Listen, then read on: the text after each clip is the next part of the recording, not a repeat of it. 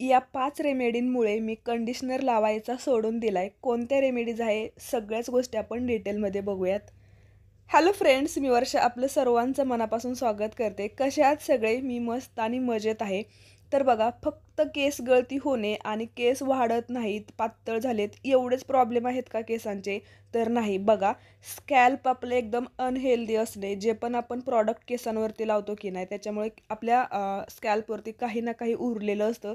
त्यासोबत ड्राय झालेले क्युटिकल्स खराब झालेले केस, तुटणारे केस आणि एकदम कमकुवत केस हे सुद्धा तेवढेच केसांचे प्रॉब्लेम असतात. आणि त्याच्यासाठीच मग नेमकं काय करायचं, तर मी अशा 5 रेमेडी फॉलो करते की ज्याच्यामुळे मी कंडिशनर लावायचा सोडून दिला. तर पहिली जी रेमेडी आहे ना, याच्यामध्ये बघा जास्वंदीची फुले आणि ॲलोवेरा वापरतोय. तर बघा, केस वाढण्यापासून स्कॅल्प आपलं क्लीन आणि हेल्दी करण्यापासून पूर्ण केसांना मॅनेज करण्याचं, एकदम सॉफ्ट आणि गुळगुळीत केस होतात, म्हणजेच क्युटिकल्स आपले रिपेअर होतात याचं. तर ते चांगलं मी वाटून गाळून घेतलेलं आहे कापडाने. त्याच्यात व्हिटॅमिन ई, ऑलिव्ह ऑइल आणि घरी बनवलेलं तेल आहे ते टाकायचं, चांगलं मिक्स करायचं आणि संपूर्ण स्कॅल्पपासून आपल्या केसांच्या टोकांपर्यंत हे लावायचं आहे. सगळ्यात हेल्दी हेअर मास्क आहे हा, आठवड्यातून एकदा मी लावतेच. याच्यामुळे बघा, आपल्या स्कॅल्पपासून पूर्ण केस पण एकदम मॅनेज होतात. तर बघा, केस गळती सगळ्यांचीच होत असते थोड्याफार प्रमाणामध्ये, पण आपण त्याच्याकडे लक्ष न देता ऑल ओव्हर केस आपले हेल्दी कसे राहतील, मॅनेज कसे होतील, सगळ्याच गोष्टी आपल्याला बघायला पाहिजे. तर लावून 1 तास ठेवायचं आणि त्याच्यानंतर केस धुवायचे.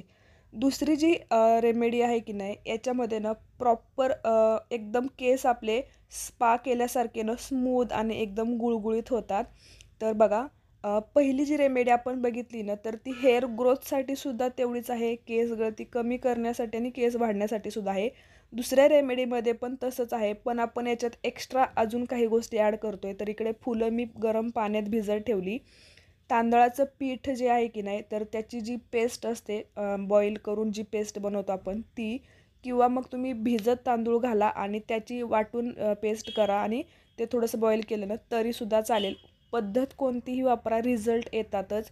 फुलं हाताने थोडंसं कुस्करून घ्यायची, मॅश करून झालं की गाळून घ्यायचं आणि जी तांदळाची पेज आहे की नाही, तर एक नंबर आहे आपल्या केसांना मॅनेज करण्यासाठी. आणि ज्यावेळेस आपण जास्वंदीचं जेल वापरतो ना त्याच्यासोबत, त्यावेळेस आपले क्युटिकल्स रिपेअर होतात. म्हणजे आपला केसांचा जो वरचा लेअर असतो ना, सगळ्यात वरचा थर, तो एकदम चमकदार आणि हेल्दी होतो आणि त्याच्यामुळेच मग आपले केस तुटत नाहीत.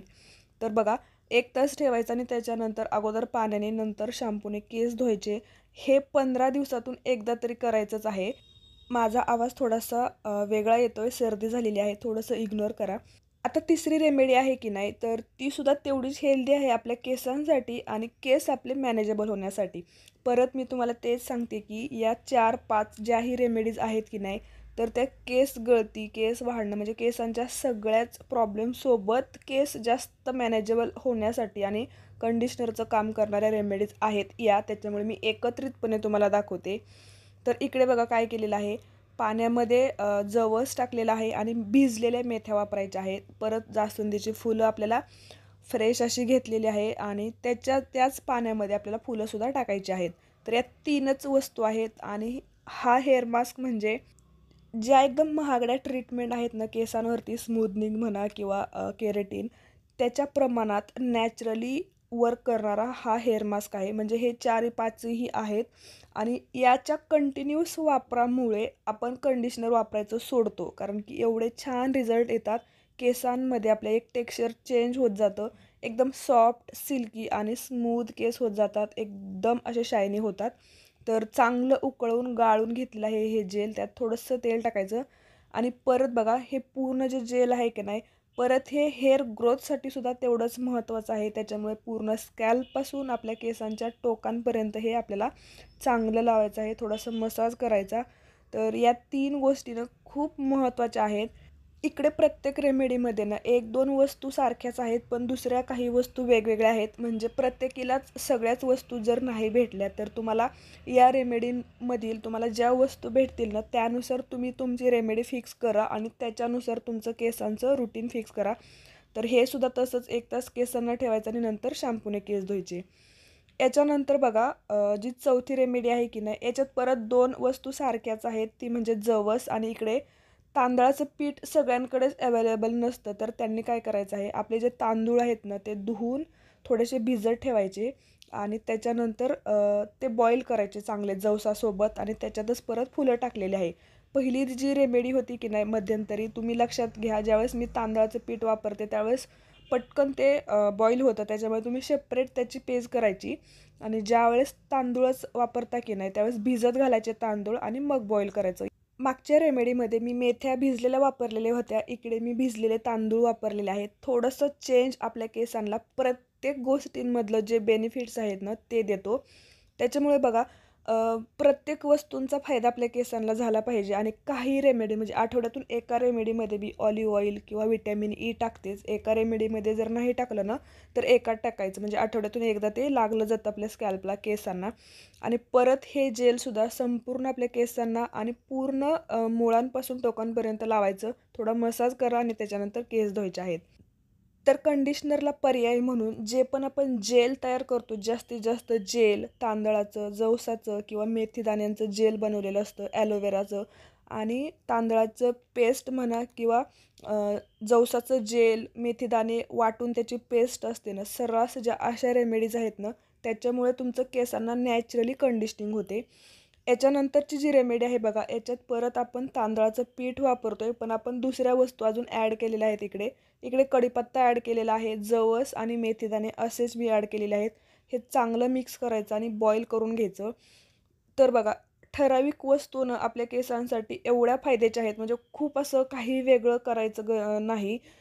काही गोष्टींना लक्षात ठेवून आपल्या केसांमध्ये जर बदल होतोय ना तेवढं लक्षात घ्यायचं आणि एक रुटीन ठरवायचं आणि त्याच्यानुसार जर तुम्ही काही गोष्टी फॉलो करत गेला की नाही तर तुमच्या केसांमध्ये नक्की बदल होतो. चांगलं बॉईल झाल्यानंतर ते पण मी बघा, ती जी पेस्ट किंवा क्रीम आहे की नाही तर ती मी गाळून घेतलेली गरम असतानाच. परत इकडे मी फुलंच घेतलेली आहे आणि इकडे तुमच्याकडे फुलं नसतील ना तरी चालेल, इकडे पानंसुद्धा तुम्ही वापरू नका. जी गाळलेलं जेल आहे की नाही किंवा जी क्रीम, तेवढं जरी तुम्ही तुमच्या सगळ्या केसांना लावलं ना तरी एकदम भारी केस होतात. पण त्या क्रीममध्ये की नाही हे जेल, जास्वंदाचं जेल टाकलं ना अजून केस खूप छान होतात आणि वाढायला मदत होते. तर या 5 ज्या रेमेडीज आहेत की नाही, कोणतीही रेमेडी म्हणजे जे साहित्य तुमच्याकडे असेल की नाही त्याच्यानुसार तुम्ही तुमची रेमेडी ठरवा. आणि याच गोष्टी मी खूप मुळांपासून कंटिन्युअस आणि खूप टोकांपर्यंत लावायचं आहे मनापासून आणि 1 करते आणि तासानंतर माझ्या केस धुवून केसांमधील टाकायचे. वाढ, टेक्स्चर, बदल सगळे तुम्ही लक्षात घ्या. त्याच्यासोबतच बघा, मी प्रॉपर ऑइलिंग, त्याच्यासोबत केस चांगले विंचरणं, चांगले वाळवणं, म्हणजे इलेक्ट्रिक वस्तूंचा अजिबात वापर न करणं. बाहेर जाताना मी केस माझे बांधलेलेच असतात, अजिबात मोकळे सोडलेले नसतात. प्रॉपर ऑइलिंग केल्यामुळे केस ड्राय होत नाहीत आणि महिन्यातून एकदा मेहंदी लावल्यामुळे केस आपले चमकदार आणि क्युटिकल्स आपले एकदम रिपेअर होतात. आणि या सगळ्याच गोष्टींचं कॉम्बिनेशन म्हणून आपले केस हेल्दी, चमकदार आणि कंडिशनर लावायची गरज अजिबात पडत नाहीत. एवढे ते नॅचरली स्ट्रेट आणि सरळ सिल्की होतात. या सगळ्या हेअर केअर सोबतच घरचंच आणि हेल्दी खाण्याकडे माझा कल असतो, चांगलं प्रॉपर डाएट घेण्याकडे. तर आजचा व्हिडिओ आणि आजची माहिती तुम्हाला कशी वाटली हे मला नक्की कमेंट करून सांगा. लाईक करायचं आहे, शेअर करायचं आहे. धन्यवाद.